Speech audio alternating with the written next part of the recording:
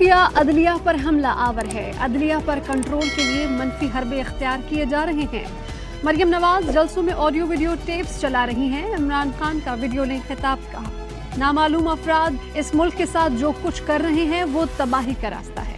قانون کی فکر ہے نہ آئین کی. طاقتور لوگوں کا قانون ہے. پاکستان کو بنانا ریپبلک بنانے کی کوشش کی جا رہی ہے. عمران خان اور مریم نواز میں ٹویٹر پر لفظی جنگ. دو بدو حملوں میں تبدیل. کپتان نے مریم نواز کو بگڑی بچی قرار دے دیا. مریم نواز نے کپتان کو سازشوں کا بادشاہ کہہ ڈالا. عمران خان نے ٹویٹ کیا کہ پی ڈی ایم اور کرپشن کے پیسوں پر پلنے والی بگڑی ہوئی مریم کے ججز پر حملے شرمناک ہیں. پی ٹی آئی رہنماؤں کو کرپشن مقدمات میں پھنسانے کی کوشش کی جا رہی ہے. عمران خان کی عثمان ڈار اور جاوید علی کے ساتھ نیوز کانفرنس. کہا عثمان ڈار نے جاوید علی کو چوکیدار کی نوکری دلوائی. جاوید علی کو اٹھا لیا گیا. برہنہ کر کے بدترین تشدد کا نشانہ بنایا گیا. ملک آئینی بحران کا شکار ہے. ہم معاشی سیاسی جمہوری بحران کی زد میں ہیں. وزیر خارجہ بلاول بھٹو زرداری کا اعتراف. تقریب سے خطاب میں کہا ہمارا مقابلہ غربت، بے روزگاری اور مہنگائی سے ہے. بلاول بھٹو نے تقریب میں بدمزگی پر صحافیوں سے ہاتھ جوڑ کر معذرت کی. توانائی بچت پروگرام کے تحت مارکیٹس، شادی ہال اور ریسٹورنٹس جلد بند کرانے کی ہدایت. سندھ حکومت کا وفاق کو ٹکا سا جواب. کہا کہ پنجاب اور خیبر پختونخوا میں عمل درآمد ہوا تو ہم بھی کریں گے.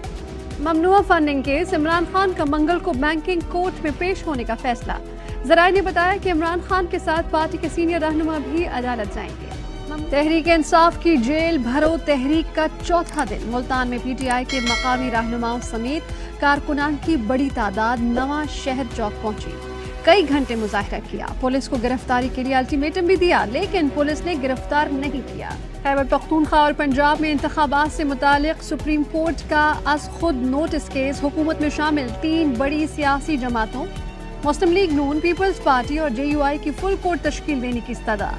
نئی درخواست دائر کر دی. بینچ میں شامل 2 ججز پر اعتراض کرتے ہوئے کہا کہ جسٹس اعجاز الاحسن اور جسٹس مظاہر علی کو شامل نہ کیا جائے. از خود نوٹس کیس میں سیکرٹری سپریم کورٹ بار نمائندگی کریں گے.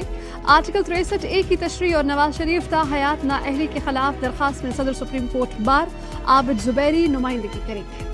خوزدار میں پولیس موبائل پر مقناطیسی بم حملہ. 2 پولیس اہلکار شہید. پی ٹی آئی رہنما یاسمین راشد کی حکومت پر کڑی تنقید. الزام لگایا شہباز شریف اور رانا ثنا نے عمران خان حملے کی جے آئی ٹی کی تحقیقات کو سبوتاژ کر کے رپورٹ تبدیل کر دی. وفاقی حکومت عمران خان پر قاتلانہ حملے میں ملوث ہے. رانا ثنا کی کوشش ہے عمران خان کو قتل کر کے.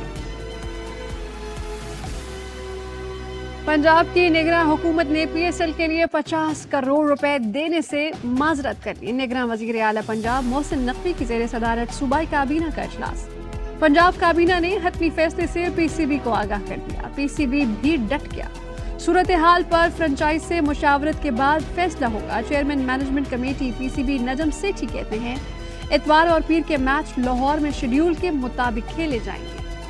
الیکشن کمیشن نے پنجاب حکومت کی NA 193 راجن پور میں ضمنی الیکشن ملتوی کرنے کی درخواست مسترد کر دی. پولنگ آج ہوگی. پولنگ اسٹیشنز پر انتخابی سامان کی ترسیل.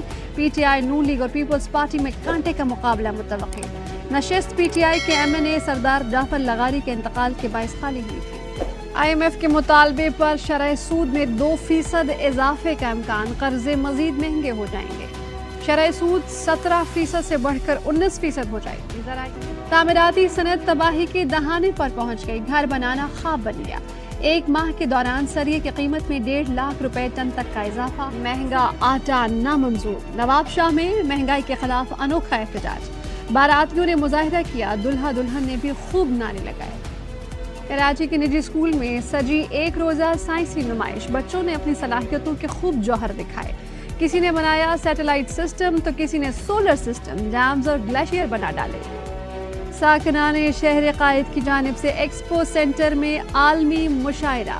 محفل مشاعرہ میں ملکی اور بین الاقوامی شعراء اپنا کلام سنا رہے ہیں. امریکہ، کینیڈا، برطانیہ، متحدہ عرب امارات، جرمنی کے شعراء بھی شریک. بھارت سے علینا عطرت اور حسن کاظمی کی بھی شرکت. میں آج کراچی کنگز اور ملتان سلطانز کا ٹاکرا ہوگا. میگا ایونٹ میں واپسی کے لیے کنگز کی فتح ضروری. نیشنل اسٹیڈیم میں میچ دوپہر 2 بجے شروع ہوگا. دوسرے میچ میں لاہور قلندرز کا ہوم گراؤنڈ پر پشاور زلمی سے مقابلہ ہوگا.